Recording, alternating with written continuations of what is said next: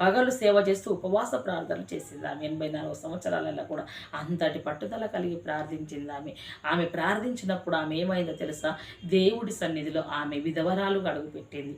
ఆ అధ్యాయంలో మనము చూసినట్లయితే 2వ అధ్యాయంలో చూస్తే అక్కడ కొన్ని వచనాలలోనే ఉంటుంది ఆమె. చూడండి, ఆమె ఎంతో యవ్వన కాలంలోనే ఉంది ఆమె. పెనియేలు కుమార్తెగా చూస్తాం ఆమెను మనం.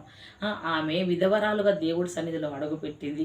యేసుక్రీస్తుల వారు జన్మించినప్పుడు దేవాలయంలో వారితో కూడా మాట్లాడసాగింది, ప్రవచించసాగింది. విధవరాలుగా ఉండి దేవుడి సన్నిధిలో అడుగుపెట్టింది. దేవుడికి నచ్చినట్టు ఉంది. దేవుడు సేవ చేసింది, ప్రార్థనలు చేసింది. విధవరాలుగా చేర్చబడి నిరాశ్రయులుగా చేర్చబడ్డ అన్నమ్మ తల్లి ఆమె దేవుడి సన్నిధిలో చేసిన బహుబలమైన ప్రార్థన ఆత్మతో రింపబడింది. ప్రార్థన చేసిన ఆమె ప్రార్థనలు, యాచనలు అనుకూల సమయంలో ప్రభువు గారు ఆలకించి ఆమెను ఒక ప్రవక్తగా మార్చాడు.